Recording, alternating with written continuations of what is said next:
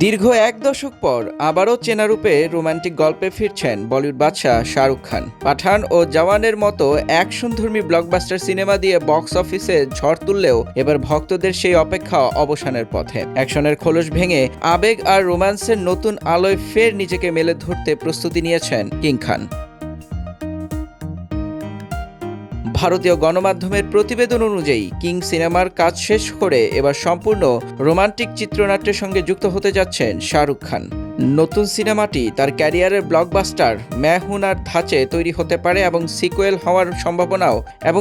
হওয়ার সম্ভাবনাও উড়িয়ে দেওয়া যাচ্ছে না। ইতোমধ্যেই তিনি লেখক ও পরিচালক দলের সঙ্গে দফায় দফায় বৈঠক করেছেন। এই প্রজেক্ট পরিচালনা করতে পারেন তার প্রিয় বন্ধু ও সফল নির্মাতা ফারাহ খান।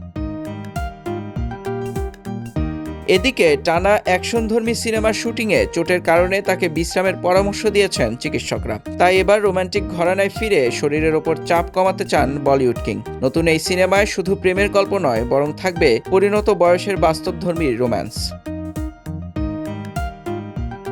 শোনা যাচ্ছে মেগা বাজেটের এই প্রজেক্টে দ্বৈত চরিত্রে দেখা যেতে পারে শাহরুখকে। চিত্রনাট্য বর্তমানে শেষ পর্যায়ে। সব ঠিক থাকলে 2026 সালের জুনে আনুষ্ঠানিক ঘোষণা আসতে পারে। শুটিং শুরু হতে পারে 2027 সালের প্রথমার্ধে।